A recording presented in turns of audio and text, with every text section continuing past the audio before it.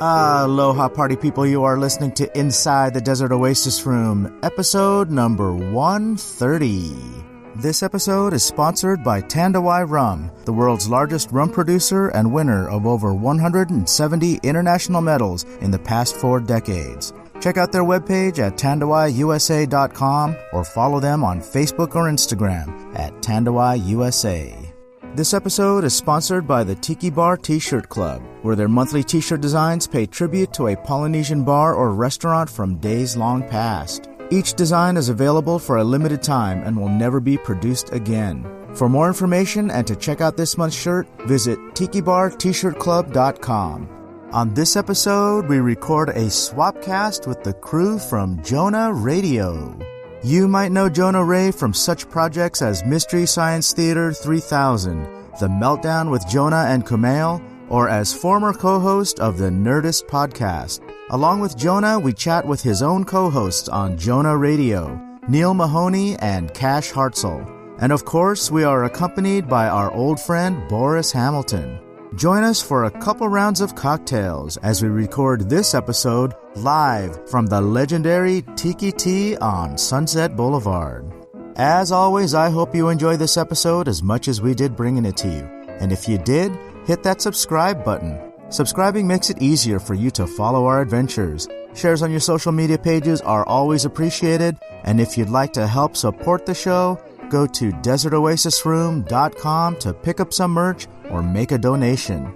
This podcast does not survive without the help of its sponsors or its listeners, so every purchase or donation, no matter the size, is totally appreciated and helps keep this podcast coming to you every week. Okay, party people, here we go. Strap those seatbelts on and give it up for the crew from Jonah Raydio.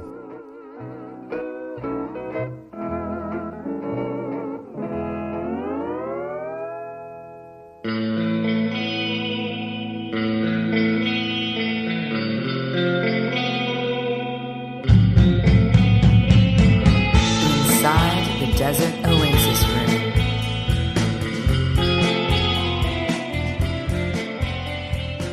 Cash has strip club DJ voice. Yeah, he does. You've heard that before, haven't you? I have to turn it down on the podcast. Yeah. He's good throwing ones at me. He gives good drive time. What's your drive time? Coming up tonight. No, that's my late night. Oh. Yeah, that's it. Hold on, let me move to the afternoon. David Bowie and Tin Machine. And then we got the one and only Boris Hamilton here with the he's got the taking raspy, calls, the soft raspy voice. What's going on? I'll need you to sit closer. Okay. To the microphone? Yeah. Okay. no, Boris, is this your first time on the podcast too? Boris is like, he's kind of like, he hates it when I call him my Ed McMahon or my...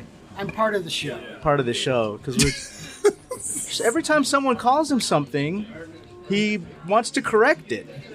Yeah. Well, I'm not the Ed McMahon. I'm more, like when You're both Ed McMahon would never take a phone call right when the podcast is about to start. And it would be hard to, because they'd have to bring out a landline to Ed McMahon. Right. I'm willing to bet Ed McMahon has picked up a lot of phones that have been brought to him in his lifetime. Yeah. I think he's... Poolside? Yeah. He's the king of that. Tennis court. Yeah. I like to think of it more like the early Saturday Night Lives when Steve Martin was on. It was a bigger deal than usual.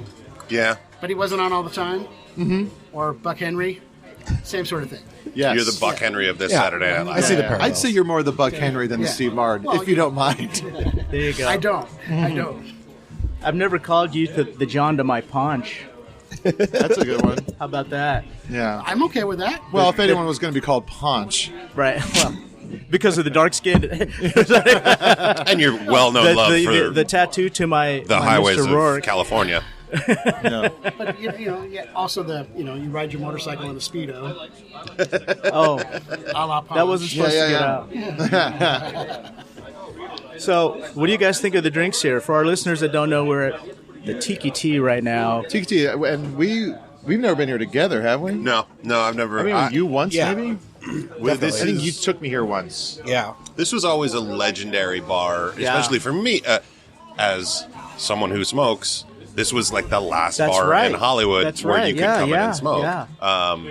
and it was always overflowing because of that fact. I feel like the tiki bar itself brought a lot of people in, but there were always these contingents of people to be like, yes, let's go to the Tiki-Ti so I don't have to stand outside in the 64-degree pleasant weather. I mean, that's not huge, but like because of that, you always left with cigarette burns on your arms. That is true. Right, yeah, because it was so tight in here. Yeah. You would get burns just hanging out. I remember that. But it is much nicer now that they have banned the smokers outside. I remember, though, feeling like nostalgic the first time I left here because it's like I got home and smelling cigarettes on your clothes. Like, that used to just be how you came home. I never smoked, but that's just if you went to see a band, if you went to go to a restaurant, if you went anywhere, it's like you come home smelling like cigarettes. Yeah. And I remember like coming home from this, being like, whoa, it's kind of nostalgic. Yeah. Yeah, I remember the smoking sections in restaurants and smoking on the plane. There was a smoking section on a plane. Yeah, So I'm not sure if I should swear. You can swear, of course. Isn't it still like the no smoking sign that goes off? Well, no, Yeah, it do you never think there's goes a guy off. just waiting, just like has it in his mouth, just like they might just turn it off. We're detouring into Libya, the only place that doesn't subscribe to our laws, so that you can smoke. We're going to cruise over international airspace in Libya. I remember flying to Hawaii on an airplane that had ashtrays in the armrests and thinking, wow, this is an old plane. And the light was broken overhead and things like that. And while we were in Hawaii, the airline went out of business. Oh, gee. We were started in Hawaii. Way. You can tell that they just, we flew on it because it was a budget airline. Yeah.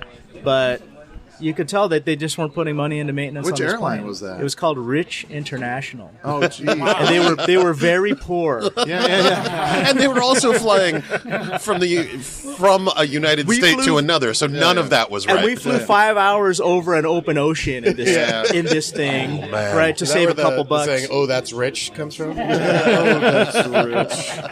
Yeah. That's like when you see the billboards and it's like Hawaii, $99. Yeah. And you're like, Ask us how. I'm in. Hey, Yeah. did you see I don't know. what- To me, seeing that sign is the same thing as seeing like LASIK, $99 per eye.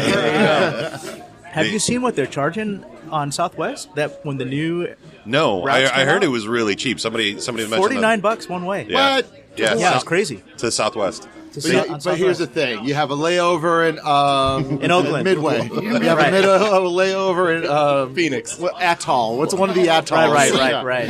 Yeah. Right. Please lower your radiation masks. It's actually Catapult. You go by Catapult. Now, Nope, too far. Jonah knew how to say that. Huma huma nuku nuku apua'a. Yes, it's the state It's the fish. Hawaiian state fish. Yes, it's, along with the nene goose, which is the state bird. Yeah. Because you lived in Hawaii. I Yeah, always born thought and it was raised. Like, I mean, because I'm not, but I thought it was like the honey creeper. The what? The honey creeper? I don't No. know. honey Like a creeper. legendary animal. It's a Hawaiian bird with like a bent nose that, Oh. Oh yeah. does its thing. You know know what? that I one. didn't go birding much growing up in Hawaii. Right. I know the Mina bird because like a lot of Right. songs talked Right. about that. It's like I can't remember who it was. Maybe it was Al Crater Boys. It's like I love the Mina bird. I love the way they sing. You know. It was like, So you were in a band growing up in Hawaii. I was in a few. Yeah. Now, where did you guys play? Like, Just, my high school, Kalaheo High School, Okay. they maybe like twice a year there would be punk shows in the cafeteria after hours. There was a place called Wofat, which was okay, yeah. in Chinatown. yeah, in Chinatown, which was like, it was a Chinese restaurant that whoever made Hawaii Five-0 Right. loved eating there, so he named a character in Hawaii The Five-0. villain, the Yeah, main villain was named yeah, after. exactly.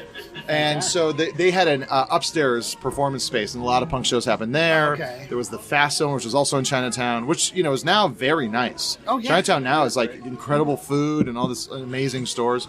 But like back then, it was like probably one of the scariest places to go in Chinatown. Honolulu. Yeah, Well, good thing the dog came in, huh? the dog, the bounty. It's so funny for years because I didn't really have Good thing you TV. cleaned up that town.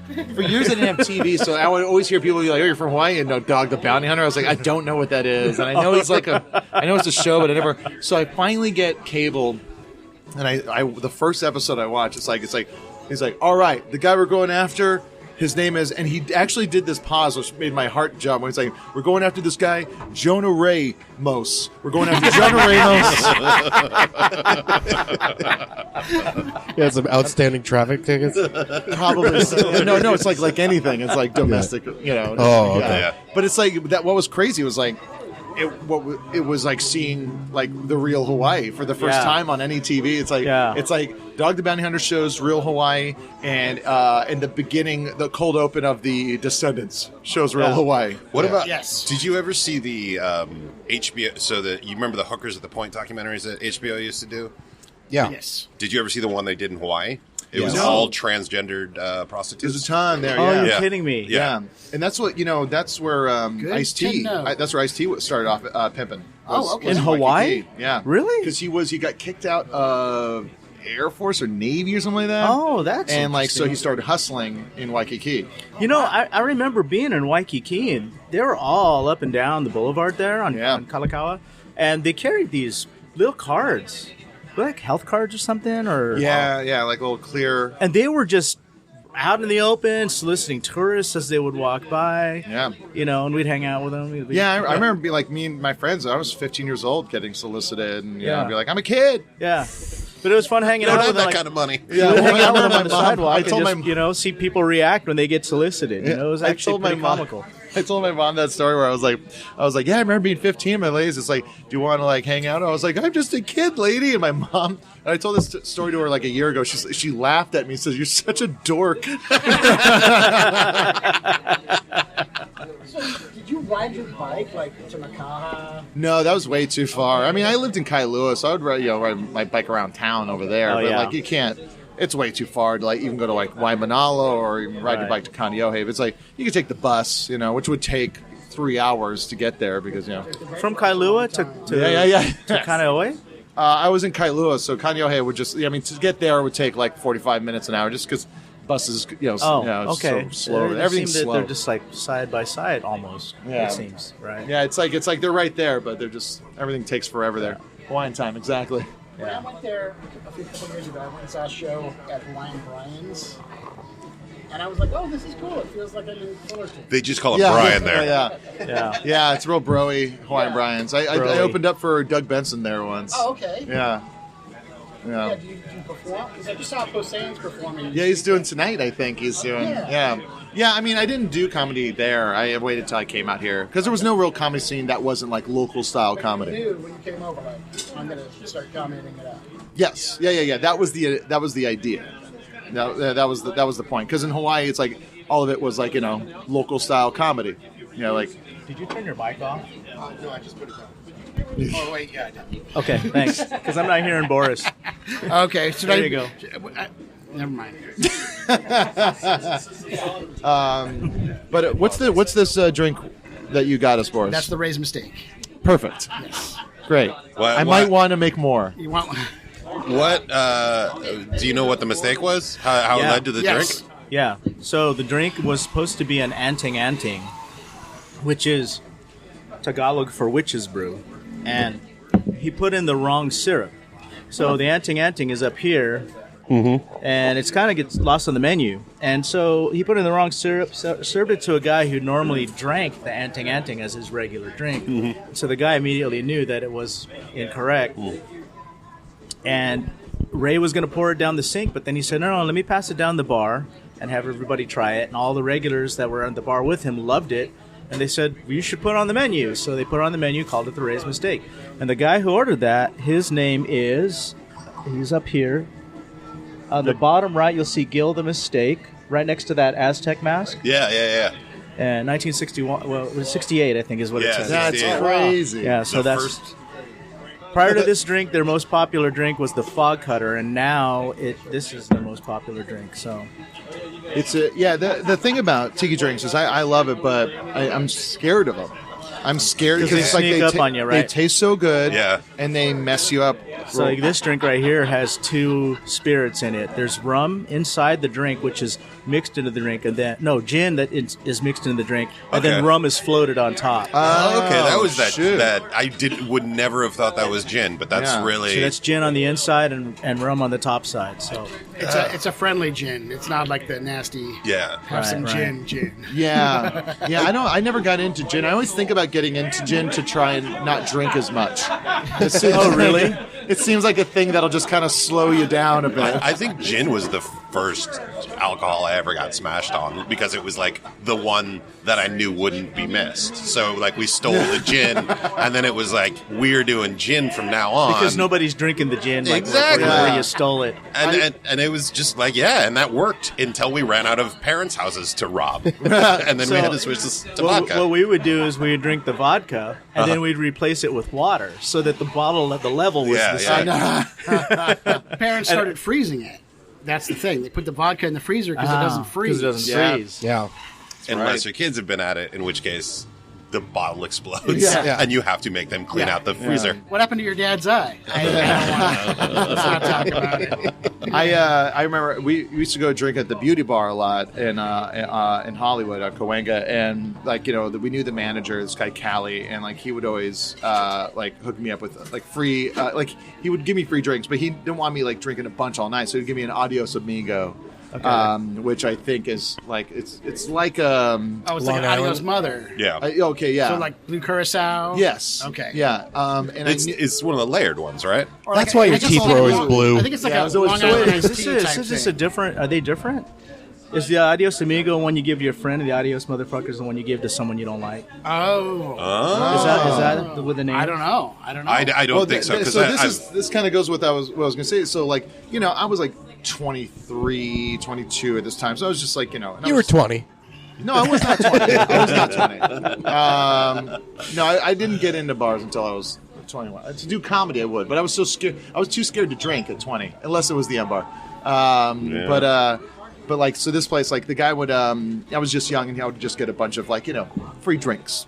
Like, and I knew he didn't want to tell me that he wouldn't give me another one, but he would give me an Adios Amigo, which was probably what he gave me was an Adios Motherfucker, because it was just stock full of gin. And I'd be like, something's wrong with this one. Right. And he's like, well, I can't make you another one so you finish it. And I would have a terrible time getting it down. And that's when I found out. I was like, he was just trying to get me to stop. That's a true Amigo. That's a true Amigo. That's like that was the first intervention I ever had. Most likely many. When did you? Okay, you grew up here, Cash? I grew up in Northern Cruz. California, Santa Cruz. When did you come down? I came down in '98 to go to college. Okay, and when did I meet you? Because I just know that all of a sudden you were just there. So, wait a minute. I don't remember when I met you either, Cash. So I was working on a movie one summer as an extra grip or something. The next door neighbor came home. It was Bob Odenkirk, and I freaked out. I had just seen all of Mr. Show, and I was like, hey, can I be your intern? Because I was still in college. And he's like, yeah, okay. So I was his intern. Right at the end of that internship, I met Neil, because Neil had come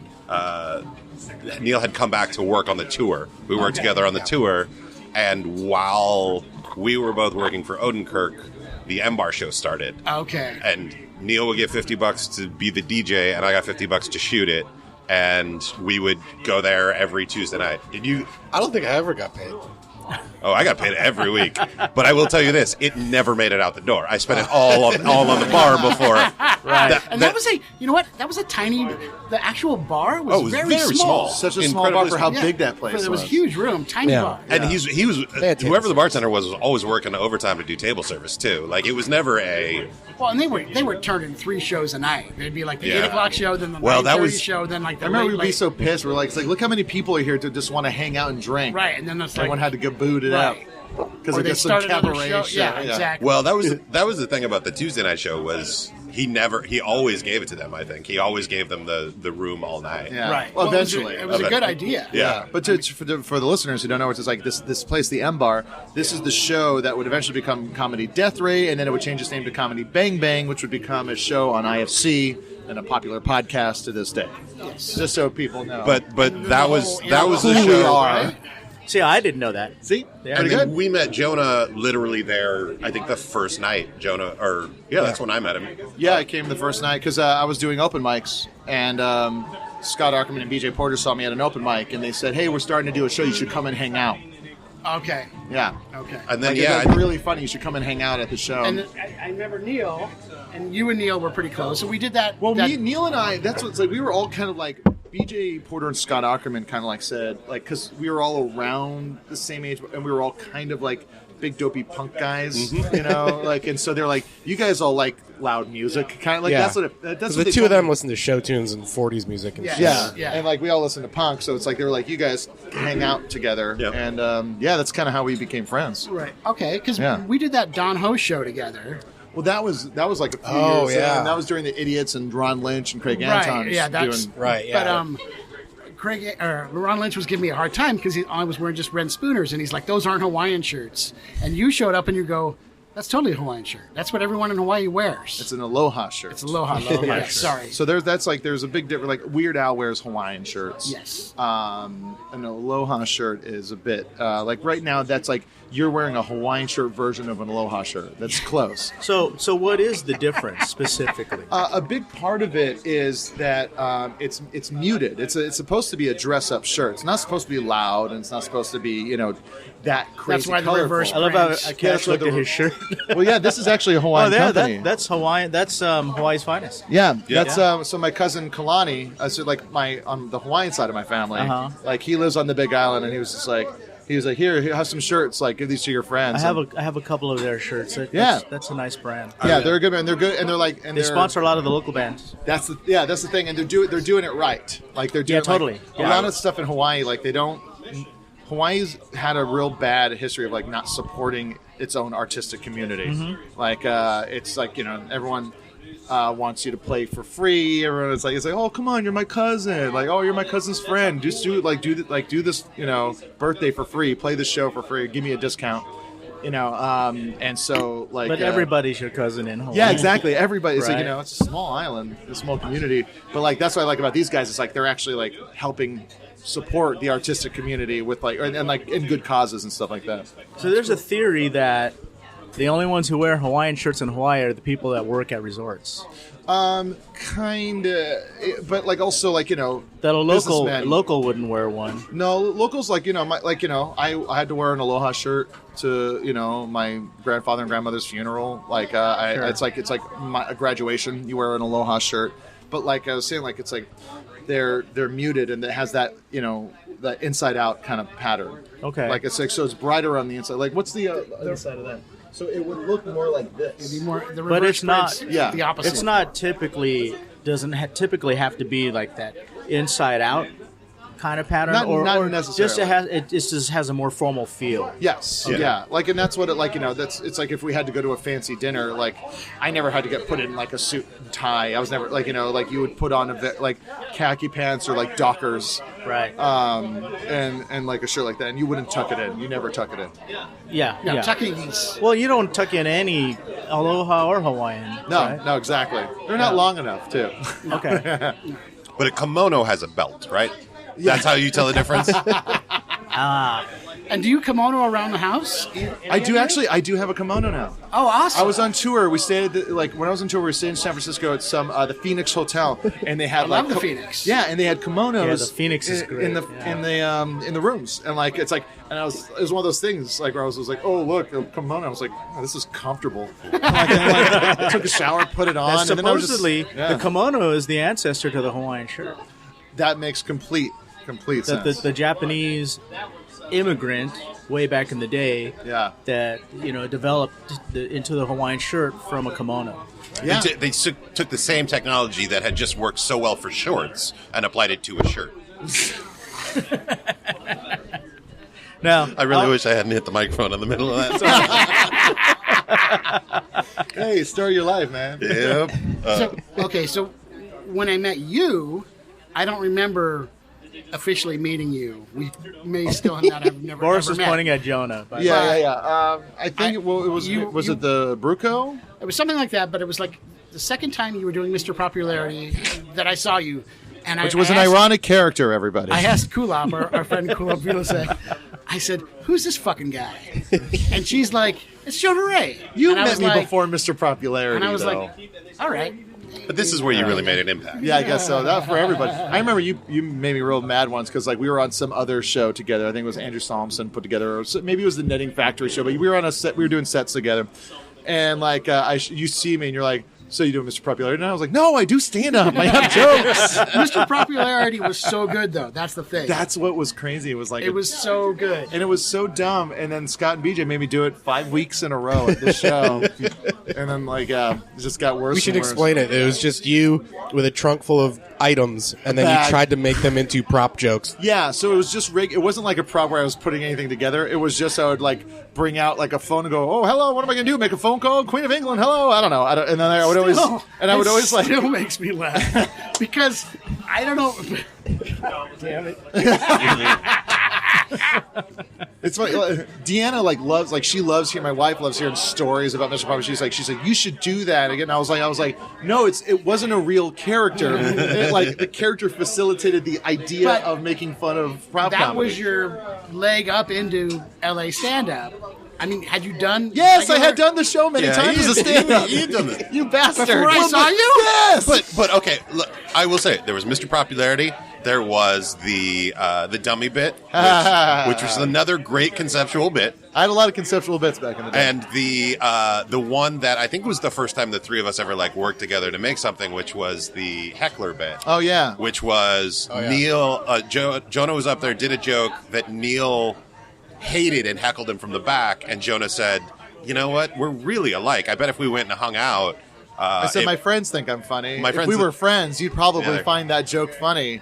And then Neil's like, "Well, what do you want to do about it?" I was like, "Let's hang out." And he goes, "Okay." And then it was like a Letterman bit. We run out of a video package. We run out of the room, and no one was doing video stuff. Yeah, you guys were very on top of the video stuff. Yeah. I remember trying to get I was talking to BJ Novak and being like, it's like we should all do video sketches and stuff like that. And then I remember he was going what would we do with them? And I remember being like, we could show them at shows, but it was before YouTube or before It was online totally before sketch YouTube. stuff. So it's I remember no one thought, and if we had done those, we would have had a bunch of stuff to just drop. Yeah, once, yeah. Yeah. Once 2009 rolled around. I think it was it 2005 or 6? Yeah, 2005. Wow. Yeah. Oh. That's when we all started. So is this the point in the podcast where everybody feels old? Because I'm here. It's actually my birthday. What? Is it today, really? Yeah, I feel 700 years old. Oh, happy old are you? birthday, Boris. You don't look a day over 60. So that means we have to get you a green lizard. No, we don't need a green. Yeah, you need Jonah green needs lizard. another mistake. So let's get another round. You We need need a another round. mistake. So let's get Mike's attention, Okay. and we'll get another round. Tell him to put Can we get? 5 mistakes. Put it on mine. Yeah. So glad I took a Boris car talking? here. A mistake. So you have your own little fancy barrel My beef cup. barrel? Yeah.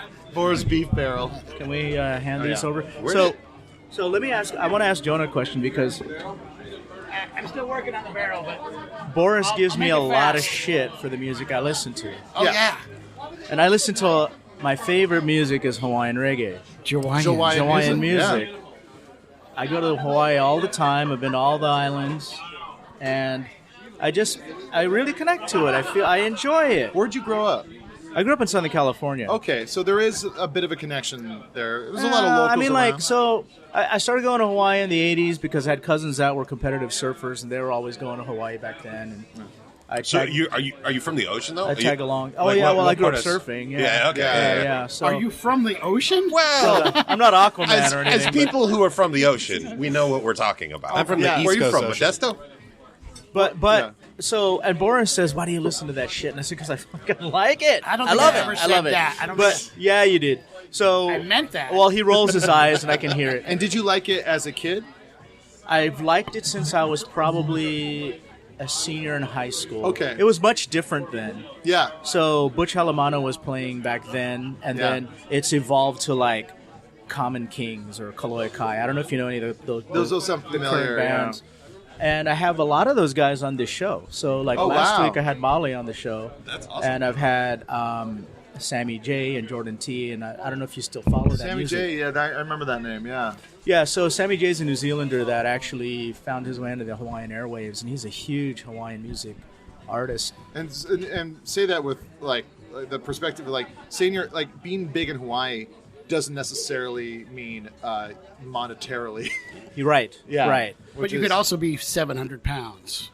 Well, you mentioned like Kawa Crater Boys. Yeah. And one of those guys, Troy Fernandez, he's living here in California. And he plays on the Santa Monica Pier for tips. I mean, yeah. Not to call him out or anything, but no, but that's just Hawaii. That's like, like I said, like Hawaii doesn't really support its artists. Last time I saw you, you were telling me about your friend that had to go to Jamaica to become famous. Yeah, so to make it. Yeah, Irie Love, who I went to high school with. That was her real name, Irie Love. Oh, really? Yeah. Wow. From the Beach Boys.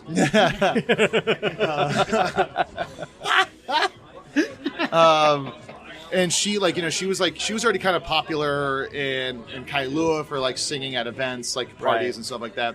And then she was trying to do stuff in Hawaii, and then some guy from Jamaica was like a producer was like, "Hey, come out and we'll do a record together in Jamaica."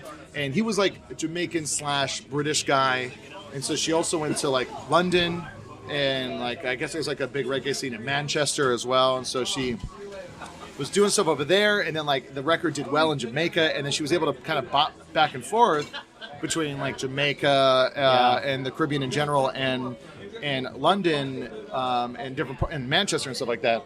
And then she's like, I miss Hawaii, I miss my home.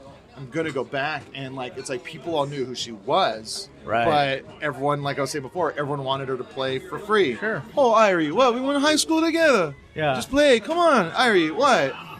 Like it's just like that's the mentality. And I remember she was like, I did 2 nights, like I was gonna do these like 2 big farewell shows, and she's like, and I talked about how I was gonna like not perform much anymore because of the money.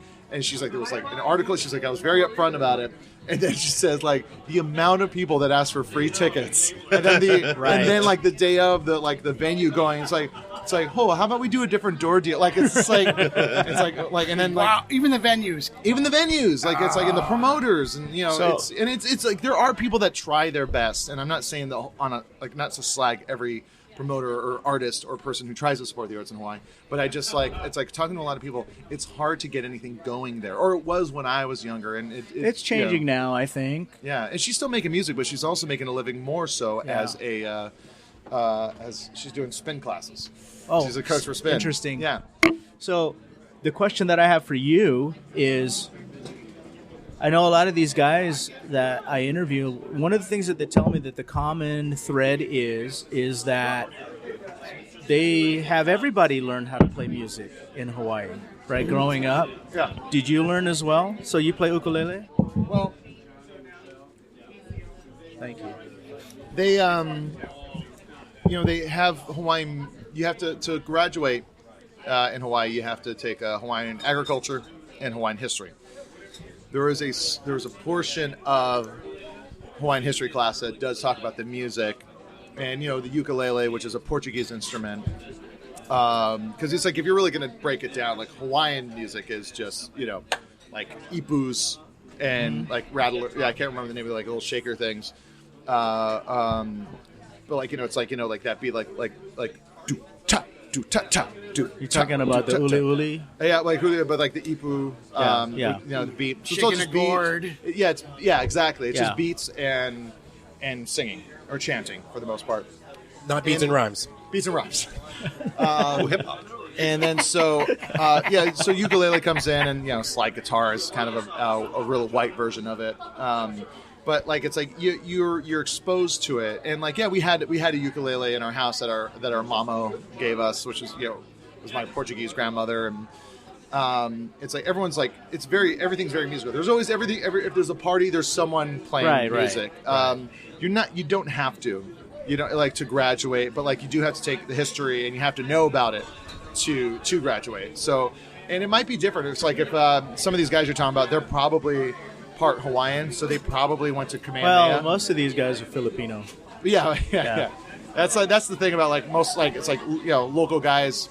That's how I got into a lot of fights. Was it's like a local guy going like, "Hey, Haole, get off my land," and I was like, "Well, but you're Samoan and I'm Portuguese, and Portuguese were here before Samoans," and then if anything, they had to say, and then a well-reasoned debate broke out. Yeah, a reasonable debate. All right, round 2, party people. Yeah. Cheers. I noticed you got a different you got glass a for. little- I got the movies out. Cheers. All right. Well, there we go. Ray's Yeah, mistake Ray's 2. mistake, number 2. What did I do? Second mistake. That was my second mistake. That was that was my second The mistake. second mistake I made. Yeah. So, how many people here are in stand-up? All of you? Is everybody? No, never. No, They've done stand up. we've done. That's how we. That's yeah, the common denominator. We did. That- At one that's point, how you we've all met. Yeah, through the stand up scene. Through, Yeah. yeah. I guess that's how it Was it a worked. out. scene or was it a movement? It was. It was a movement. It moved from the M bar. It stopped going. Now, so something I want to share with you guys. I've known Boris for quite a while, long time, and he was active in stand-up when we first met. Yeah. Yeah. He was on Conan. He would never tell me. He would never tell me when he'd have a show. He'd tell me afterwards. I'd find out 2 days later. Oh yeah, I did, and I'm like, why did you never tell me this stuff? I still think of a lot of his jokes. Like from Yeah. time to Yeah, I time. do too. Yeah, like the LASIK one I really liked. It's like The lasers it's like- out it's of your like- it's eyes, like, I don't want lasers. right? Yeah, I'd rather have lasers come out of my eyes. It's every time a girl comes home with me, I'm just convinced she's distracting me while someone steals my car. But then I realize who really wants a Camaro that bad. It was a Suzuki Samurai. Yeah. Suzuki Samurai. I like the one of my favorite ones. It was so hot outside, my balls were sticking to someone else's Yells eye. like, Boris is not laughing along with us. I know by the way. he's really upset. He is mouthing the words to the joke though, silently. A hole in my soul. No, but I tell you this every other time, but you refuse to listen or acknowledge it. But by the time that I met you, I didn't need... It's not true. It's going to sound stupid, but No, it's not I didn't true. need to bring people to shows anymore. I was doing shows And- that had audiences, and it was just a drag. And it was Believe early it or days of not, Facebook. that is a thing that can make you feel really good. Is I don't have to invite people to my shows anymore. There will be people there because there is a long time when you're doing stand up so that you have to, and so when you don't have to anymore, you're like, thank God I could just be friends with these people. My thought was he just didn't want me to know because he thought I was going to heckle him. And in his defense, I probably would have. Yeah, did you feel that? Heckling's hard. What's that? Would you feel that he would heckle you? I don't think so. Heckling's hard. It's not as easy as you think. Like, Yeah. Yeah. You know, to be like, Well, the now thing it's is, my turn. I wouldn't have thought that I was heckling him, but I probably still would have You yelled were- something and- stupid. Well, Yeah, you would have yeah. you would have thought you were helping, which is what a lot of hecklers do. And when I Oh, say, you know what? By the way, my favorite joke, I'm sorry to interrupt, was the insurance joke. Which one was that For one? $1 a day, I could buy insurance. Oh, yeah. I might actually get car insurance. I heard the commercial. The commercial was on. Is on again. And Oh, is it it's all really? cyclical, buddy. Really? What would you do if you could buy insurance for $1 a day? Man, those are good jokes. Those are good jokes. Yeah, I remember one time you took me to open up for you at the Windjammer. hornblowers. Hornblowers. Wait, Those an are so actual- interchangeable. Like a bay tour? No, it was just a comedy club in Ventura. Ventura. Oh, okay. Because Yeah. See, I thought there's I was thinking the same thing. in San Francisco, there's like a bay tour. Yeah, same in Newport hornblower. Beach. The Yeah, hornblower yacht. yeah. It was not. I was thinking you guys doing a booze cruise. No. That'd be awesome. Yeah, that'd be a lot of fun. That's where you guys need to do your live shows. You need to book a booze cruise. Let's book it now. Just like on the way to Catalina. Oh, there you go. Yeah, that was wine we did that Hornblowers show, and there was that comedy duo, that headline. It was like a blind guy. Oh, was right. It was like a blind. Their whole bit was like, it's like, I'm a blind Irish guy and I'm Mexican. Like that was their bit. Yeah. Like that was, I forget who they were, but like It's like I drink all the time. Like it was all just these And I really can't it was happy. like Torres and somebody else. Yeah. I totally forgot about that. But also, when I say my shows, I don't mean it was like a show for me. It meant I was part of a show that other people were going to. Of course. You know? Yeah, It yeah. was like- Hard for you to have any kind of confidence or No, self-esteem. I've got some confidence, but I was tonight, Boris only. It would have been my mom and my sister and You're Jonah. confidence. I forgot the word. You know what? I still can't. Maybe I'm not that confident. Confidence. But you stopped doing stand-up. I walked away. The tired swivel of your head. You walked There away was from stand-up. a lot of people I knew that were incredibly funny, that weren't household names yet. And I was driving to an audition, and it was like 107 degrees, and my air conditioner in my car was broken. The Suzuki or the Samurai? This was around that time. Yeah. And I was like, you know what? I'm not going to get this part. I want a new car. I want health insurance. Yeah. These friends I know people don't know who they are, and they're just, the funniest people in America. Yeah. If they're funnier than I am, I should probably not quit. Just take a break. Yeah. I think about that a lot. Even like Judd Apatow has a very similar story why he stopped doing stand up, which is like he was surrounded by these people that were so much funnier than him that were still trying to, and he's like, what? So how am I gonna get to how am I gonna break through that? Because they're next in line. That's what it feels that way too when you're doing comedy. It's like it does feel like, and that's why there's a lot of resentment, because it kind of feels like everyone's kind of chugging along at the same rate, and then someone would just class idea. Everybody was like in a weird way. It's like an extenuation of high school. Is like if you started with all the same people, you're in the same class, or you can even be in the same class as somebody, but they're in New York and you're in LA, but you kind of like rise at the same time. But then all of a sudden, like a 7th grader graduates with you. And and you're wait like, a minute. Yeah, why? Right. Yeah, how did that happen? How did that happen? Which in reality, it's just somebody, for the most part, kind of got lucky at that point and got exposed to a lot of there's talent. It's not all talent. There's a lot of luck involved. There's a lot of and then the thing is, it's about what they do with that luck once they get there. Because there's people that squander it, they abuse it, they don't know, or they just don't know how to move. Right. Whereas just like, okay, I got here, I'm just going to keep doing the same thing, and it's but like, the you New can York do thing that. is funny though, because that's like the private high school where clearly you're better, and it's like look at some of these New York guys on their own, and they're like shit. And you're like, you might be big in one of the 3 clubs in New York, but you fucking suck. Yeah, and that's why they stick around there. Yeah, that's why they stick around it. Yeah. Now, I want to tell a story that I haven't talked about in a long time with Boris. Oh, no. I find it hilarious, but he had done a campaign for Jack in the Box where he played a grumpy store manager, a restaurant manager. I was a Jack in the Box. I was a corporate employee. Oh, so you were with the big head Jack? No, I was with the big head Jack. Oh, I didn't know Ciabatta. that. When they launched Ciabatta. I remember that. That was a big time in my life. Apparently, Boris found his way onto a bunch of the Jack in the Box restaurant dining room walls. Really? That they had put him up on like a full wall, right? Wow. And you walk into a Jack in the Box, and there was Boris on the wall, like the whole wall. I'm assuming that was a buyout, Boris. It was like it was a buyout. But I'd never seen seen it. It was like a 20 it. by 30 poster. I'd never seen it. Wow. It wasn't a whole. It was a whole wall. I'd never seen it. And then one night we were here, and we were drinking, and I said, you know what, I never saw that. And he said, oh, there's one down the street. You want to go see it? And I said, Across from the Cinerama Dome. That Jack in the Box had one for So like after 7 years. we finished drinking, we drove over there, and he goes, yeah, it's right here. So we park the car and walk in, and he throws his hands up. And he's like, it was right here. And then he walks over to the manager, and he's like, is the manager over here? And the manager walks up, and he's like, yeah, could I help you? And he's like, you guys just remodeled this place or something? And he goes, yeah, about 6 months ago. And he goes, hey, you were the guy on the wall. And Boris was like, yeah, you still have it? And he's like, no, we throw that out a long time ago.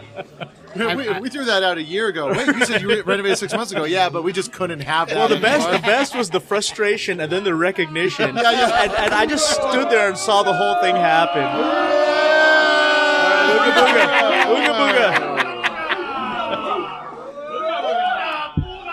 So this ain't Ooga Booga. And that's different from Toro. This is different from the Toro. The Yeah, drink. Okay. that's right. The Toro is the blood and sand. Yes, okay. And the Ooga Booga They should really change the name of the Blood and Sand. It seems a bit like something that might have been chanted at a Charlottesville rally. Those are the... That was exactly what you said not to bring up, and I apologize. Well, no, that's all right. This is how lame I am. I figured out just really recently why it's called the Blood and Sand. It's because of the bullfighting and the blood on the sand and all that. And I thought, oh, that's why they call it a Blood and Sand. It was only like a year or two ago. I think it was maybe even a year ago we talked about this. I just figured out why they called the Doobie Brothers the Doobie Brothers. Oh, wow. Right. Little smoking cigarettes? Yeah. That's how slow I am. So. Yeah. Doobie Brothers from Santa Cruz. Really? Yeah. All of them? No, Michael McDonald is not from Santa Cruz. That's who I was thinking about. No, that's the question I get all the time. But no, they were a band, and then Michael McDonald joined them. It's the guy that looks like Gary Sandy with the long hair. Yes. He's that checks out. They have a song called The Hills Above Santa Cruz, which I did not know until I got Apple Music. Oh, okay. Yeah. Oh, we have a friend from Los Gatos. Oh, yeah? Yeah. That's like the other side of Santa Cruz. Yeah. There you It's go. the cats in Spanish. Yes. Yes. Thank you. The one thing I remember. By the way, there is a Of the Taco Parisi across the street that is wonderful. It is. It's a good one. I prefer it to the. I mean, people are going to get mad, but it used to be a Pioneer Chicken. Yeah. I've never had Pioneer Chicken. Oh, it was great. I just remember it's referenced in a Beck song, I think. Oh, It was okay. great. Yeah. Had this nice deep fried scab on the outside of the chicken that you peeled off. Nice. Nice salty, Is golden, Club crispy. Or Bar 2100 or 4100? I like that place. Yeah, it's still I used- there. Okay, cool. I They're wish building we'd go like huge sometime. condos next to it. Yeah. now. Who's going to live in these condos?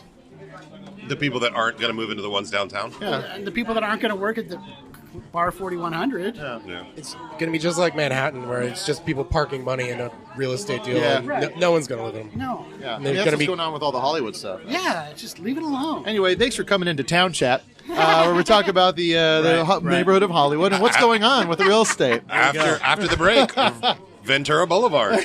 What's going on? Boulevard. I want to add to the Doobie Brothers talk that we had. The one thing I remember about Doobie Brothers, every time their name comes up, is the What's Happening episode. Yeah, where they make Well, where Rerun was jumping up and down. He had the bootleg cassette player was fall the- out of his trench coat. But he had like a full-on cassette player. Yes. Yeah, the big one, right? Yeah. He was. I'm really glad that sitcom took on the dangers of bootlegging. Well, that was way before Napster. Like 20, 30 years before Napster. Well, I love how the whole concert stopped. They all looked at him, and he did the sad face. Oh. Right? The puppy dog eyes. Well, who's the band that's getting hurt most by the tape recorder? Why, the Doobie Brothers. The Doobie Brothers were the Metallica of the 1970s.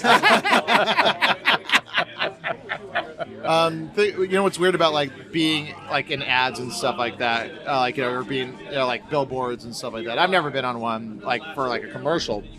Some of my television. Fine line. Somebody's bragging about his television work. A few of my television shows have had them, but like one time I remember there was a girl that I was had a huge crush on that I worked with at the ArcLight, and she was always like in commercials here and there, and we finally we kind of hung out one night. We like kissed a little, and then like we went to a movie like after like a week where I couldn't really get her on the phone, and then we went to she was kind of weird, and then like we ran into mutual friend, and she was the friend was like, "Hey, it's so crazy you're back with Nick or whatever, and she's like, yeah, and I was just in my head going, oh no, and then she's like, should we get in the movie? I was like, nah, I'm just gonna go home, and then I got on my bike because I didn't have a car at the time. And then you were living off of Vine?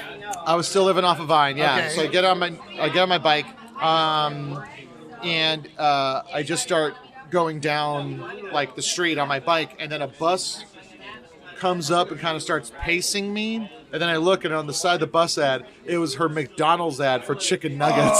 Oh, wow. And try as I might, I couldn't, and I didn't think to turn for some dumb reason where I was just trying to speed up, and then the bus would kind of like come up next to me, and it was just her with a chicken nugget in her hand, and I was just like, oh god, she's so cute, and I love chicken McNuggets. Shot through the heart. Yeah. Wow. These go down too fast. Yeah, these I know mistakes they are. They're going down real habit fast. forming. I've learned to sit on these because they sneak up on you, Well, you Well, got they all do here. right? You know, where's that menu? No, not all of them. But I know. I just want to go over it. I'm sure you guys have been here a lot. I Yeah. went to Trader Sam's yesterday at Disneyland. you have a good time? Yeah. Got the shipwreck. Okay. Made the ship sink. Cool. Oh, Everyone yeah. screamed at me. Yeah. They all yell shipwreck. Is that what they're yelling? Shipwreck, right? Rum Squeaky? Is No. that name for the... No, I guess maybe they phased Manson that worked out. Maybe someone got sorry. upset. Maybe it's a different drink. Oh, okay. Yeah, because there's a bunch of different like animations on the walls that will happen. Yeah, depending- there's that The one. ship actually sinks. Yeah. Yeah, and what's the other one? It escapes me now. Oa. And then not my favorite. and the one with the volcano. Oh, okay. Yeah, I've seen that one too. Okay, the Krakatoa. Krakatoa, yeah. Yeah, they just expanded it. It's like What's a the whole best wraparound porch now. Yeah. My favorite vodka drink here is the lemon head. Do you like lemon? Yeah, I like lemon, all right. Like the lemon head's even better. It's lemony. But you know what I like to do? So my hack is not having it with vodka. Yeah. My hack is having it with rum, but it's my favorite vodka I should stick drink. with rum. You know, I've been told. I was talking to somebody about this. He doesn't think mixing alcohols makes a difference in a hangover situation I think they're wrong. because it's all fermented. He says. He says it's all the same fermentation. I think it's sugar different content. sugars. It's a sugar content. Yeah. I think you got to stay. Yeah. But also, anything 'Cause you then bring it tequila simplifies into it, the right? situation, it's not going to be. Or go ahead and have some tequila and champagne and see how that works out. For you. Right. That sounds good. Let's make a drink tonight. What do you like to drink? You like sweet? Do you like tart? Do you like boozy? Boozy is fun. I guess I'll stick with rum. So they got the 151. Here's the thing. There's like sections. Yes. Oh, yeah. So the red ones are the popular ones, right? Okay. Oh, okay. I thought they were the ones that would. The red ones that are Make highlighted your are face the more red. popular ones. All right. I think I had the Make your Missionaries face Downfall last time I was here. That's another good one. That's got a lot of mint in it. It's super minty. Oh, okay. Yeah, it's minty. Well, do they have what are the? What's the lightest one? The most refreshing? Oh, I don't know. None of them, right? Probably Or all tiki of on acid. Oh yeah. Logically speaking. Logically speaking, That's like the Samoan guy named Tiny. it will. What about you, Neil? See anything you love? I can't read the menu from here. Here is if you have like Hawaiian listeners or like people who are familiar with Hawaii, they'll get a kick out of this. The three biggest or the four biggest bullies growing up in Hawaii were Tui, Toa, Tupu, and Tony Tata, who actually went on to play a little bit with the 49ers. So you're serious? I thought you were just throwing names out there. No. These are all Wow. 4 T's. the 4 T's. And it's funny because I remember trying to talk about it in stand-up once, and it came off so incredibly racist sounding. Because it's just like I'm such an incredibly white dude. I don't come off like I'm from Hawaii, even though But like my do you family's tell from- people that you were somebody that was raised there before You know, you do that joke? I try. It's like there's so much backpedaling. I always feel I have to do. Not backpedaling, but like when I have to like set the stage. Yeah, you a got to bit too set the much. joke though, right? You say, What? I grew up in Hawaii and the blah blah blah. Yeah, well, it's like like I think the one way I've tried it before is like so I was born and raised in Hawaii, and I'm like I know everyone's like we can tell, like just but it's like it's so hard to like also like talk about the dynamics and the people of Hawaii and the mix of cultures. It's a different world. It's a totally different It's a word, totally and I different haven't world. figured out. For years, I've been trying. I mean, I've been doing stand-up since 2002, and like I haven't. Only 2000. I thought you were like a 98 type No, guy. no, 2002. Okay. I'm what they called a wonderkind, a squandered once future king. We talked about this. He's the junior that graduated with all the New Yorkers. I got in trouble. He is. Yeah. Oh, yeah. Dan Bilak hated me. That's held you back. That's for like a few people here. That's for the four of You us. know what? I'm going to be mad at you for making me think of Dan Bilak. He was like the handsomest guy in comedy, but was not funny. It wasn't Dane terrible. Cook? It wasn't Dane Cook. This guy was better looking than Dane Cook. He looked like Josh Hartnett, yeah. and he was not funny. And what? What? It's being recorded. Oh no!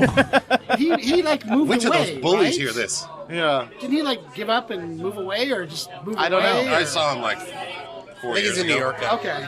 He's in New York now. Okay. Yeah. I don't know if this podcast will make it over to Dan Bilak.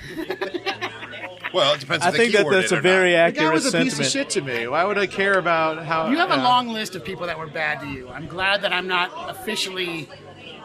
I'm glad that I'm. No, I don't think about it. All positivity, bro. Got to think of positive mind.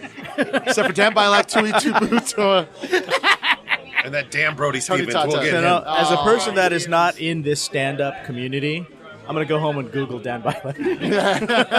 It's all right. You won't be able to spell it. I think I can get Dan Bilak for the show.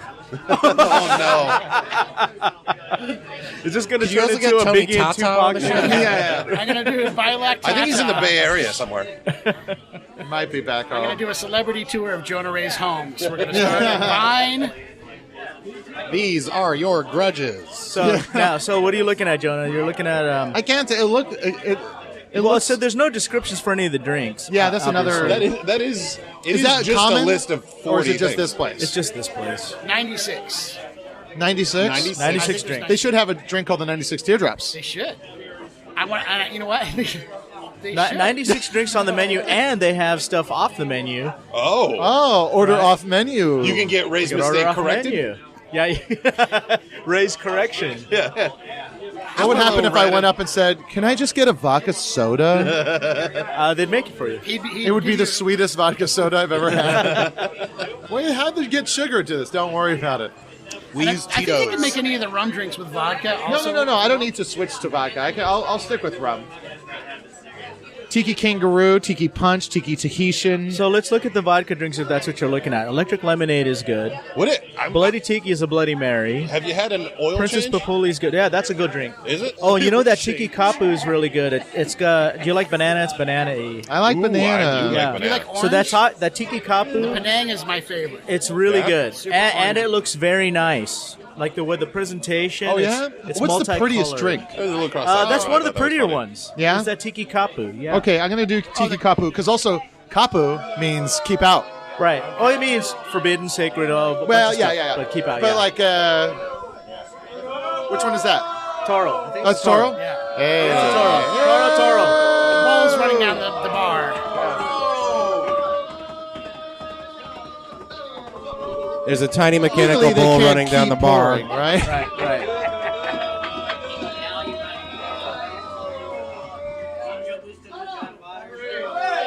Okay.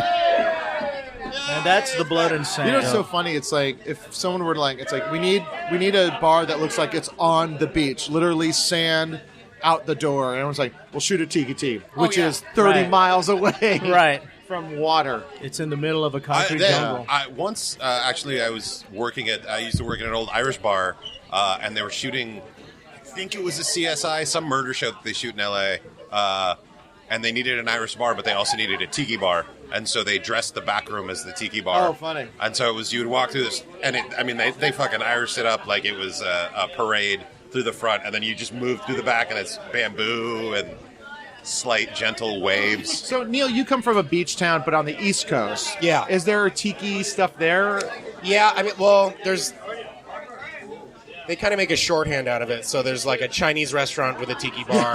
Yes. That's very common. Yeah, that's totally common. That's very common. Which is Yeah. weird because, China isn't really No. associated with, because here's it's the thing. Polynesia, so more Japan. Right. The original tiki bars were restaurants. Oh. And they sold Cantonese food. That was exotic. So then Right. the Chinese were like, "You're going to steal our food, we're going to steal your drinks." Yeah. Oh, okay. So they'd serve tiki cocktails in tiki mugs. In the Yeah. Chinese, the old Cantonese restaurants all had them. Yeah. And then they had these, they called them the Fu Manchu, right? It was a mug that looked like an Asian man, right? It was With the slender, mustache. with the long mustache, and It's a cool mug. There's a It is. there's a few in San Francisco I know that and that obviously has a big Chinese influence in it as Yeah. well. Like that. What's the there is a place up there that has like a pool in the middle of it, right? Oh yeah, I Tonga went room. to a rehearsal dinner there. Oh, yeah. It was there's a pool in the middle and there's boats that kind of float around with like people in them. It's in a Tonga hotel? room. Yeah. Tonga room. Like The what, on Tonga the hill? room in the Fairmont Yeah. Hotel, yeah. they put the On Knob band Hill. It's San on the Francisco boat. on the Yeah, hill. band on the You boat. know the one. No, but what's the hill? Knob Hill. Knob Hill. Yes. Is that what you've been saying? That's it. Yeah. Yes. But yeah, the boat. There's a band that plays on the boat. They float out into the middle of the pool. Yeah. And they play music like we're listening to now. Elton John? Elton John. Yeah, like Doobie soft rock Brothers. and gold. I could totally see Elton John. Ambrosia. Ambrosia. I was trying to remember the name of the restaurant from my hometown, and in Hyannis, Massachusetts, there's a place called Tiki Port, Yeah. and it's a Chinese restaurant with a tiki theme and bar. Where are you from? Massachusetts, Cape Cod. Massachusetts. The So Kowloon's back there. The Kowloon. Nuki Lao. right.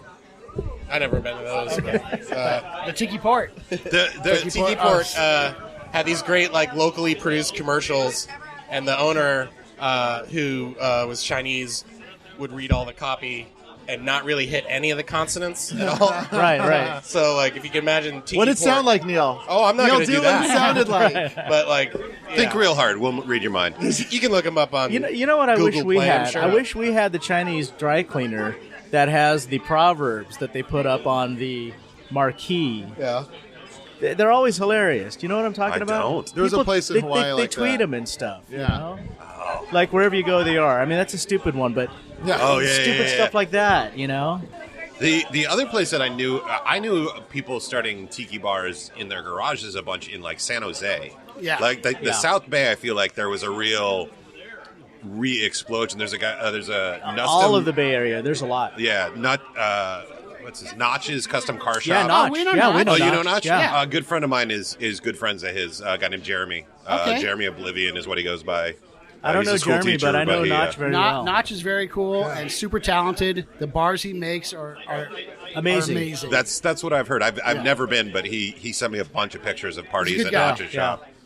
But yeah, and for a long time it was always the weird bartenders that I knew in downtown San Jose. Like after they would close, they'd go Right. to their house and open up their tiki bar and serve until dawn or something like that. And there was a Trader Vic's in Mountain View.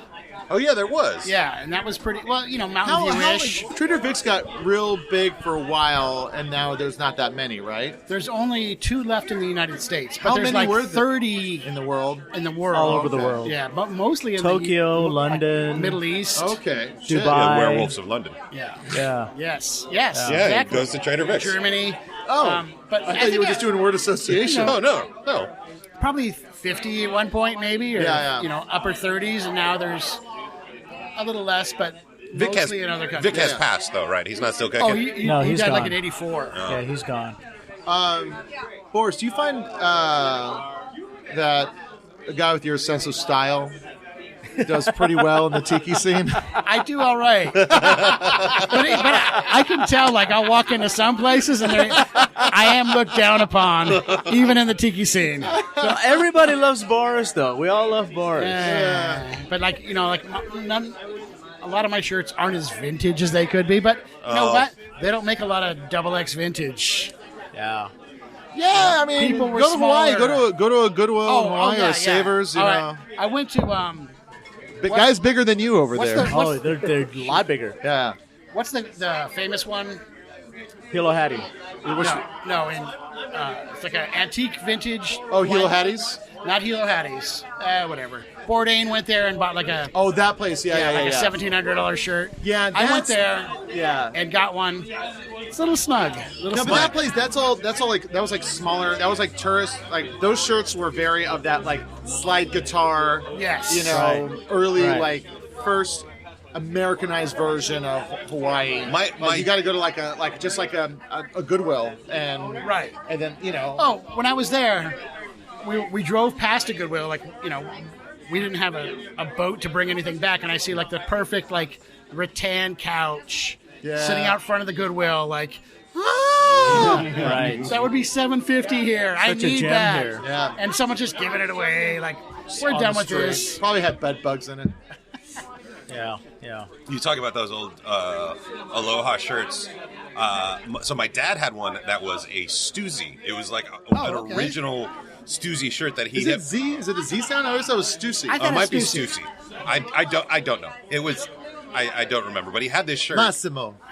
He moved out of the house. When I moved out of the house, I took it and I hung it up in my closet. And I would wear it occasionally, but it got broken down. But I had this realization after college. I was walking a girl out to her car after she had spent the night, and I had thrown all. I know. I had thrown on Now, this. we're all picturing Cash walking this girl out to her car. Well, thank you. The awkward silence. She drove a Volkswagen, Cash if that or helps. check? And I had grabbed a shirt off the rack and worn it out there, and then came back and was taking my shirt off, and I was like humming to myself, and I was humming a song that my dad used to hum in the morning, and I realized something, which was that Hawaiian shirt that I had taken was my dad's shirt that he used to put on after sex when he would come down nice. and wake us up in the morning, because he was always like humming a song and in a great mood. And I think about it now, it's like he was always waking up. Why was he in such a fuck? Oh, man, I took my dad's sex shirt. I'm so happy and creeped out at the same time. Thanks, Cash. Great story about your dad fucking. What's that? They need What are more we doing? drinks, I think. All right, let's do another round. I need to slurp this one down real quick. I'm gonna You try wanted the one. Tiki Kapu. The Tiki Kapu is good. You'll enjoy that. Yeah, so like Kapu would always just like, people would just in Hawaii, like they put up a sign, like a trail or something that says like keep Kapu. out Kapu, Right. which you're right, forbidden, but that's what they would use. Yeah, so- it's the same meaning. Yeah. Okay. Far be it for me to educate the guy that was born and raised in Hawaii. No, you know what's funny? Like, He did most of his drinking here, though. yeah. Yeah. But I think about a lot. I was like, because I wasn't accepted as much as because I wasn't even really accepted in my family, who were brown. They were local. They're all part Hawaiian, part Filipino, part Portuguese. Like, it was just because my dad married a Holly girl. And, it's and Cash Kid. But that's changing now, though, isn't it? I don't Little know, bit, maybe a little bit, bit. because there's just maybe more Hollies, but it's like you look like you would be my brother's brother more than I Sure. look like him. That is true. When you put the Rodriguez brothers next to Rodriguez. each other, Rodriguez brothers. The irony is that When I look at your brother, I want to say with the Z. Yeah. I'll be back. the irony is that when people envision a local, they envision a Filipino, Yeah. Yes. which is not. They're not Hawaiian. No. They don't- No. and the Hawaiians look different. Well, that's like when we met, I was like, I know. I was like, right? oh, you're from Hawaii. You asked me, Yeah. So because I greet everybody aloha, and that's just. I'm used to that. I'm a tiki guy. We're not talking story or nothing though. We're just Let's talk talking. story. Let's talk from the Hawaiian South, man. Most my of the wife Hollies. had said to me one time, she's like, there's no place in the world where Filipinos are treated better than in Hawaii. And I said, what's your logic for that? And she's like, well, here on the mainland, we're minorities. And in the Philippines, we're just like everybody else. But in Hawaii, you're local. So they treat you special. You get discounts. Kama'aina rates. You get the Kama'aina discount. You don't even have to prove that you're local. No. Like when we travel there, we always get the discount. I'm Yeah. gonna legally change my name to Phil Apino. It's still not going to work, buddy. And I thought, oh, that's an interesting thing. She's like, yeah, everywhere else in the world we're minorities. And in the Philippines, we're just like everybody else. But in Hawaii, and I thought, I hadn't thought Also, about Eagle Rock. There's a lot of Filipinos in Eagle Rock. You got a whole mall out there. that. Oh, You got the Jollibee. Oh yeah, they do. The Jollibee. Yeah. You got the Seafood City. You got I used to live right by there. I had Crispy a friend. Town. I had a friend who wanted to try Filipino food, and he said, "Hey, could you tell me?" He lives up in San Francisco. Could you tell me a good place to go? And I said, "Well, I'm not familiar with what's up in San Francisco, but I can take you to some really good spots down here in Southern California when you get back down here to LA." And he took the liberty of going to Jollibee. And I said, that is not representative Yeah. of what we consider a good restaurant. Yeah, That's like saying I'd really love to try American food sometime. You know what? I went to McDonald's. Yeah, exactly. Well, I It's want to try very, some of that very southern fried chicken, very so I went to the poor place named after example. Kentucky, right? Yeah. Yeah.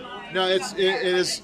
Yeah, like Jollibee is great. It is also it's very indicative of just Pacific Polynesian post-war food, where it's just like a little bit of this, a little bit of that, a little bit of that. That's Jollibee.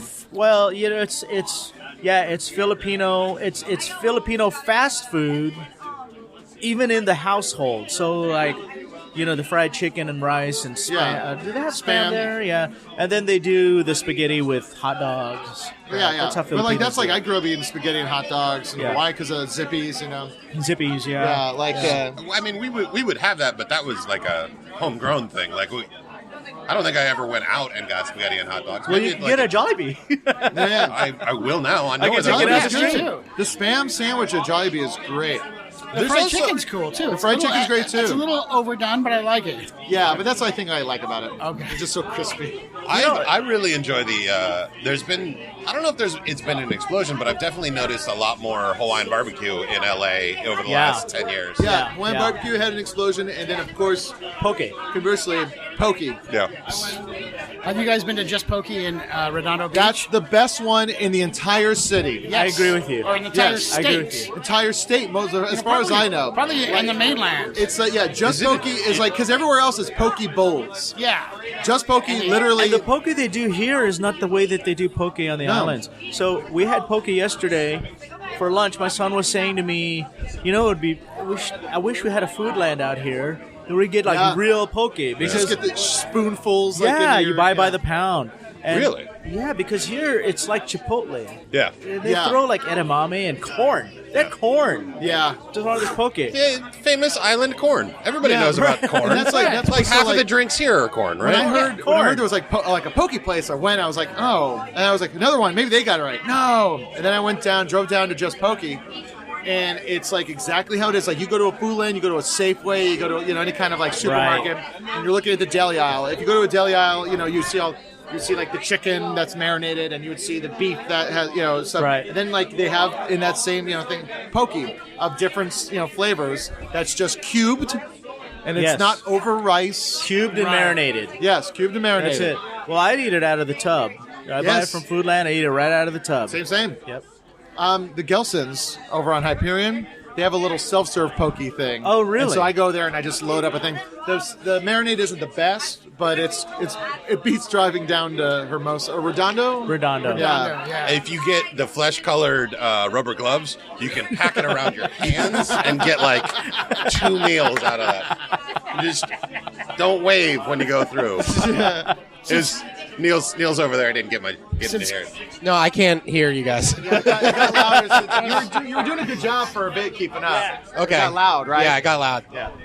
Want to squat? When you said Rodriguez Brothers, you made me think of Repo Man, so thank you. Hey, we just went and saw that on 35mm at Egyptian. At the Egyptian Theater. Such a great movie.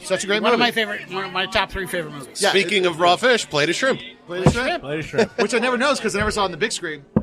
Was when one of the Rodriguez brothers, he's like, man, go inside and get me a Coke. And then when he's like calling on the phone in the window of this place, it says plate of shrimp special $3.99. I was So are we doing a round 3? Yeah. All right, let's do a round 3. I gotta go use the restroom. Okay, I know which one to get me, right? The Tiki Kapu. Yes. That's the one.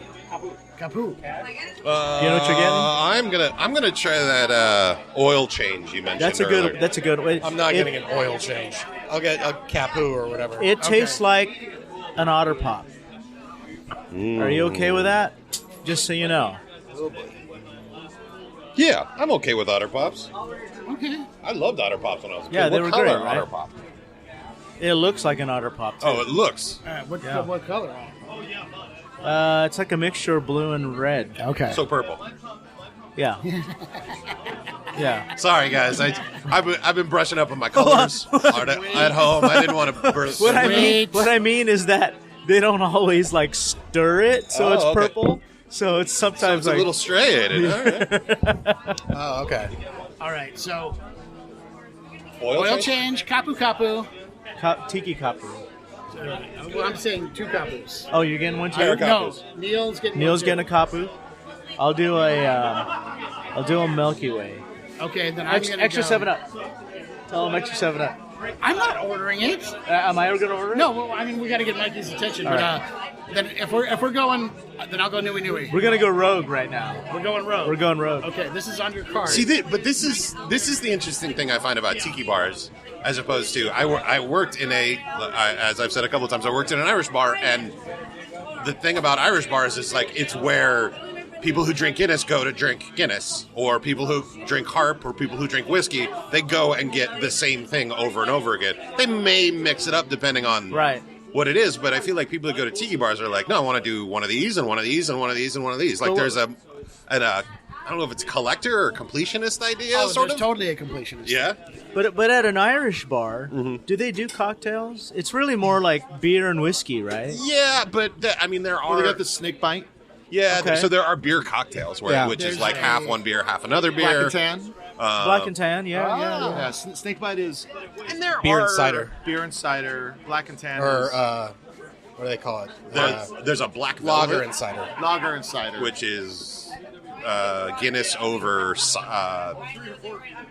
I don't remember what it was. That would be a lager, probably, because it's smooth, right?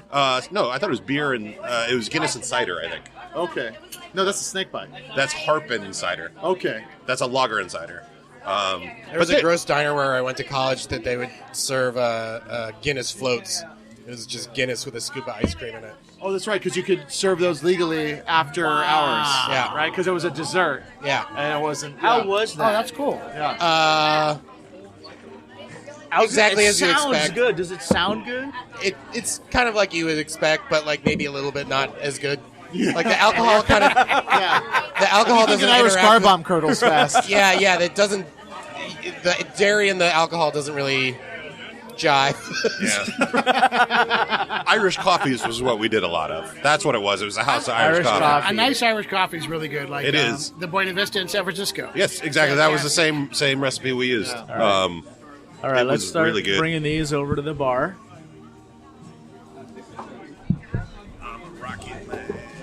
Oop, I'm singing along. Sorry. Guys, Taron Egerton, huh? What? Taron Egerton, he's playing Elton John. They're doing an Elton John movie. Oh, I didn't get the call. I know. Well, they're doing a movie about the guy that put all the boy bands together, that like Florida dude. That Yeah, I'm surprised he's he in didn't get the jail call for now. that. He's in jail now. And here's the crazy thing. Why aren't you looking at Cash when you say that? Hey, Because you're the I've one been wearing a vindicated. Hawaiian shirt. That's the crazy thing. It's like he's in jail. Like you think it'd be like, it's like, oh, did he do some skeevy stuff? He's like, well, yeah, but just business wise. Right. Apparently, he never did anything weird To the guys. Yeah. You It's know, just like when you look at him, you're like, no way. I never thought about that, but I saw an episode on him on American Greed, and his associates had said, he actually had the smarts and had the business savvy to have a legitimate business. But the fact that he was doing some kind of Ponzi thing was stupid because he was making money from his boy band. Yeah. He did what? The big three? I mean, it was. He did the NSYNC, Backstreet Boys, and, 98 degrees. LFO. Right. LFO. LFO. Okay, so 98 degrees. Don't is not ask part me of why it. I know that. Yeah. It's funny that you mentioned talking about Hawaii and not sounding racist. Yeah. Because I would try to make Koreatown jokes just about like street parking, and everyone would just look at me like, "Whatever, creepy racist." And I'm like, Yeah. "It's a part of the city. It's Yeah. a real. It's on a real the street part. signs, people." Yeah. But did you really have to say it was Koreatown? Or you could just said, I live in a neighborhood with terrible parking. I live in Los Angeles. Yeah, I live in Los Angeles, yeah. You could let him pick it up and be like, I was trying to park in a neighborhood full of Hondais. The Koreatown part had a racist. That's a very twist. That nice was the subtle. problem. Yeah. Jeez. Trying to park my Ford in the middle of all these Suzukis and Hondais. If you catch my drift. So Jonah, you did like 3 years in Halawa? What's that? Halawa? Am I saying that right? Halawa? What's the prison in Hawaii? I googled Oh, Triple C. The other one. And isn't there one like in Waikiki, like Halawa? You thinking of a leper Halawa? colony? Jonah's frowning. Haleiwa. Well, there's no Haleiwa? Haleiwa? Yeah, that's it. No, You know what? there's We're no gonna jail edit over this there. part. No. We're keeping only this part in. No, there's no prisons in Waikiki. Maybe Okay. there's like a police jail Okay. for like drunks and whatnot, and the Are occasional. you toots. updating your notes on that? Did you have... I'm going to Google it right now. Haleiwa is the. Or should I Bing it? Oh, well, he didn't like your Jack in the Box there. I was on TVs on billboards. Just bringing At up least the he has- Bing. at least he had a After good set this, on we should Conan. all go down to the Jack in the Box and ask the manager to remodel the place. At least people use Jack in the Box.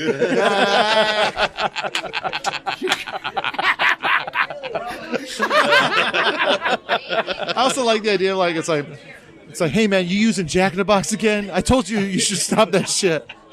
Stop using Jack in the Box. I'm not abusing. You know, the Breakfast Jack is actually pretty underrated. Look, man, it's you great. took their money The ultimate once. breakfast- Don't fall it again. The ultimate breakfast also very good. And 24-hour breakfast. way ahead of the They got stoner munchie meals. They know my demographic. A lava correction facility. Oh, near the Pepsi bottling. Oh yeah, they used to be called OCCC. Oh, okay. Yeah. And your band would play. You know who's there is Keanu Reeves' dad. Oh wow. Yeah. But did he get busted? What did he do? Christian Hosoi.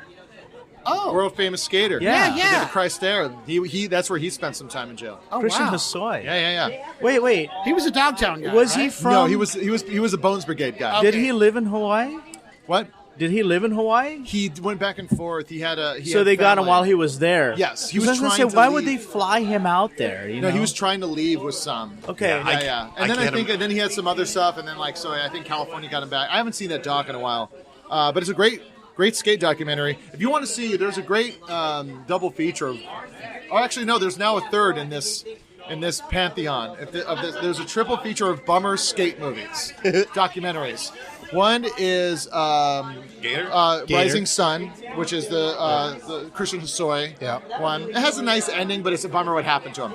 Stoked, the rise and fall of Gator, about Gator Rogowski. Tragic. Who, did some terrible stuff. Vision Streetwear. Yeah. Tanked him. Tanked Vision with what he did. And then there's a new one that just came out last year called Minding the Gap. Minding the Gap. It's on I know that Hulu, one. And it's Okay. this beautiful I didn't know it was a bummer. documentary.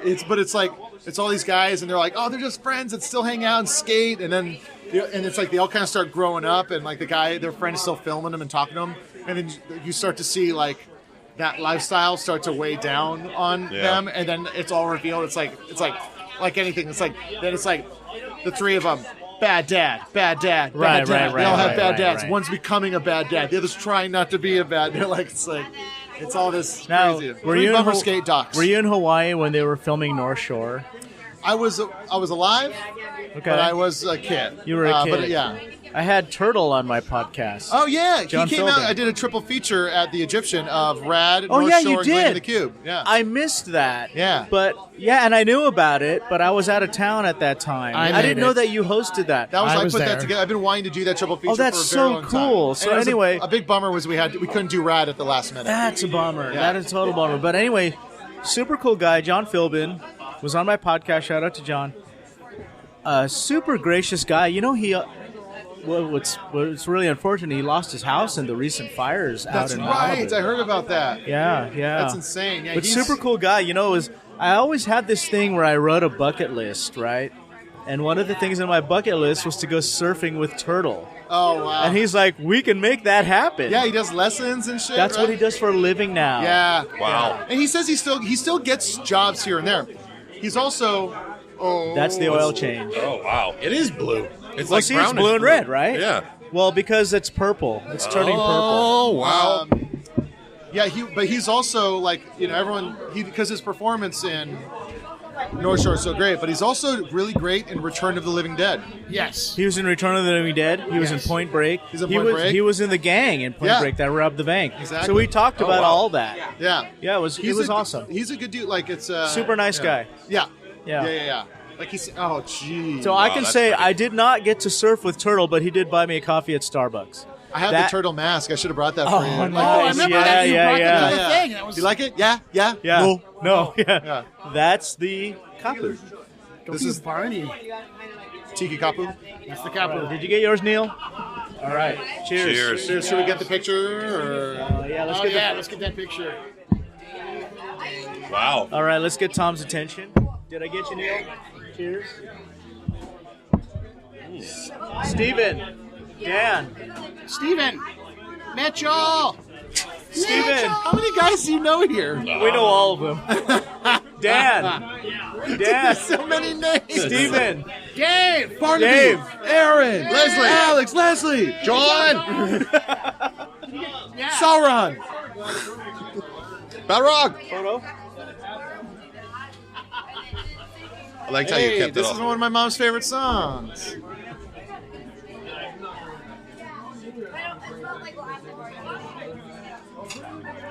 Thank you. Thank you, Tom. Oh, this is the way they Oh, should wait, do all podcasts. Tom, big lens.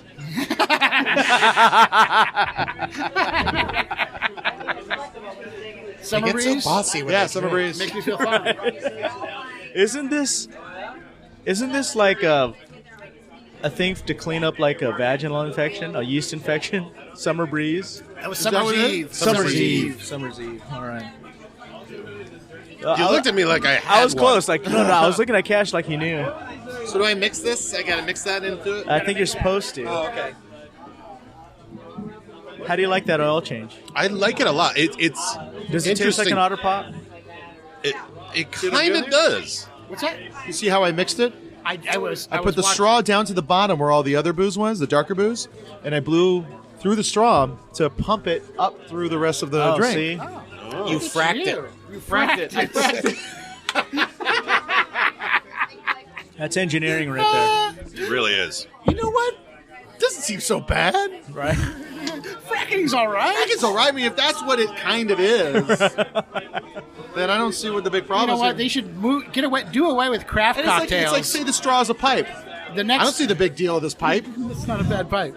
The next movement is the fracked cocktails. Now, how do you like it? Is it okay? It's a banana. Do you taste the banana? Banana pineapple? Yes. Yeah. I think banana pineapple. I don't know. Well, tell me what you think. Now, as a person who was born and raised in Hawaii, do you take offense that you turn it Hawaiian by throwing pineapple on it? Whether it's a pizza or a hot dog or a hamburger? You know what I don't like. I mean, here's the thing. I dig a Hawaiian pizza. Yeah. Like I like it.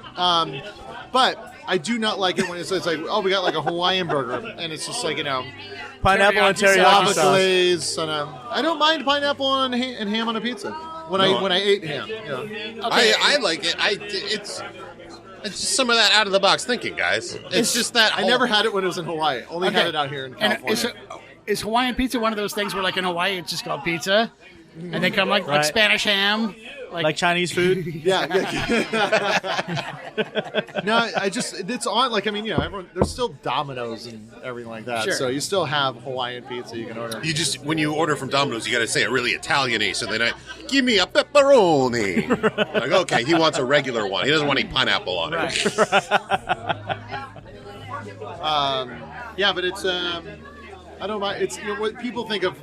There was a guy who used to freestyle rap and play the drums on Kalakaua Avenue in Waikiki. One of the street performers. And he would always have this line that he would always go back to, which is like he would talk about like politics and you talk about the culture, you talk about this stuff, and then he would always go back to like pineapple is Cuban, taro is Hawaiian. Like it's like please get off my rock, and like it was just this like everyone was like, oh yeah, that's right. Was it self-righteous though? I mean, it was freestyle rapping, street performing. That's pretty self-righteous. Yeah, that's the flavor. He's not wrong. But what's taro like on a pizza? One food for the rest of your life. Are you choosing taro? Yeah, there's way more nutrition in taro than there is in pineapple. Well, I don't mean like sustainability. I mean like you said one food for the rest of my life. Yeah, but I mean like Flavor Town. Yeah, but you can do so much with... If we could order from Flavor Town, I would get the burger. Is taro I would too. A different version of tofu? With I would not get the poi. The fact that Boris has a goatee and is wearing a Hawaiian shirt, the fact that this is the first time he said Flavor Town in this podcast is a surprise. I take that back. I take so much of this back. This is a tangent, but because of all the new Pet Cemetery ads, I've been thinking. Don't come to my I show. don't want to be buried next to Guy Fieri. I don't know what? I don't want to be buried next to Guy Fieri. I don't want to be buried next to Guy Fieri. Does anybody here know Guy Fieri? Not personally. No. I know that he's Do gives you? to a lot of charities. I don't. I was going to ask. It sounded like you were about to go, does anyone here know Guy Fieri? I was Then you gonna can ask- shut the fuck up because you don't know the real guy. Yeah, right. I was going to ask that person to run up and kick him in the nuts. He's so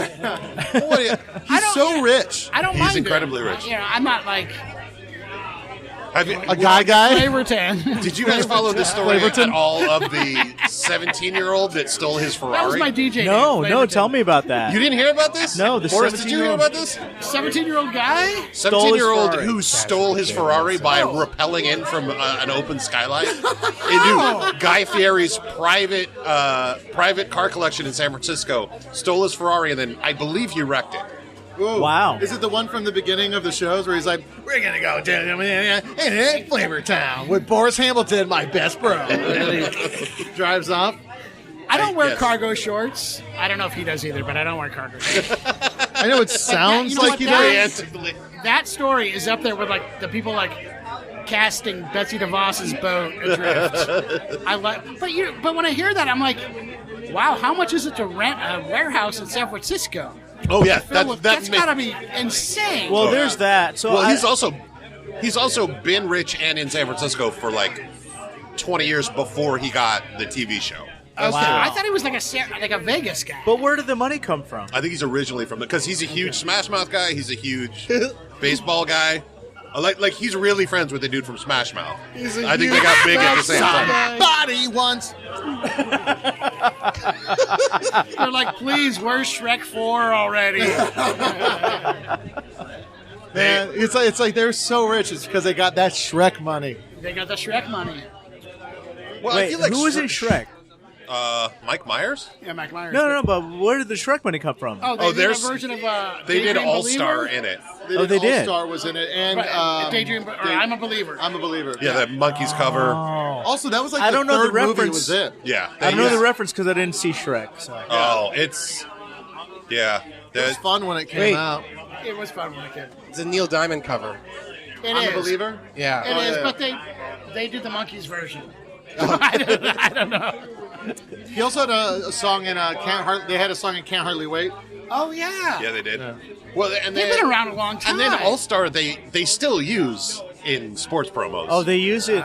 If you go watch a Laker game, they'll play it between Yeah, quarters. because they can't play Gary Glitter anymore. Oh, they can't? Oh, you want to hear hear at the Kings game? You want to hear some sordid shit about? No, it's not that sordid. But I was at a party once and I met this dude from San Jose, a punk rocker from San Jose, and we were sitting around talking about different shows and different places and stuff like that. And I mentioned Gilman Street. We were all, remember Gilman Street? I wasn't allowed to go Gilman Street. I wasn't allowed to so take bar. excited to reference Gilman Street. But I made a joke about the dude from Smash Mouth, and he's like, "That guy's a fucking asshole. That guy stole my bike." And I was like, "What?" And he's like, "Yeah, in order to make the money to do the demos that their first album was based off, he would drive around with a 6-foot piece of pipe, like lead pipe, go up to bike racks and do that twisty thing where you put the pipe in and twist the lock off, take the bike, throw it in the back of the truck, and then go do it again. And that's how they raised all their money for their demos. They stole bikes. They stole bikes from downtown. You know San what? Jose. I think I like Smash Mouth now. Yeah, everybody I tell. I think he was in league with the 4Ts from Hawaii. You know, there was a thing though. Is every time like someone shits on Smash Mouth, everyone always was like, "But did you hear the early stuff?" And like everyone like with that band Fun, that bike demo. Oh, that the bike demo. Well, the same thing with like that band Fun. You know, We Are Young or whatever that fucking. I'd be like, "Fuck Fun," and people would be like, "But did you the band they were in before that was so good?" For the record, no one ever says that about Nickelback. That's true, right? That's no one true. ever says you hear the early stuff. You got to hear the early stuff. But they're selling out shows. People are watching Nickelback. Most people like Nickelback. I mean, I think it was just like it was people that didn't want. They wanted more of that sound, and a lot of those bands weren't making that sound anymore, and so they filled in that gap. You know, Creed, Nickelback, Puddle of Mud. Why are you bringing me down? Nickelback and Puddle of Mud are in the same. But no, they all started around the same time, and they do fill that gap. Yeah, they're like newer-ish metal. New grunge. You know, when I think of Smash Mouth, I think of Spring Break MTV.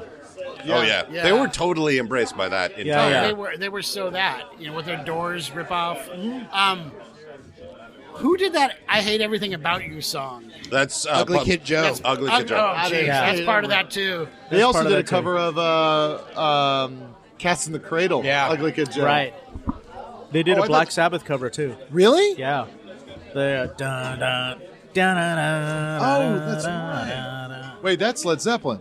Oh, is that Led Zeppelin? That's not Led Zeppelin. I think that's Black Sabbath. No, guys. I remember this song. It's Crash Test Dummies. Oh my God! I fucking hate that song. Oh, I love that song for the first 3 And you know what else? You know what other song I hate?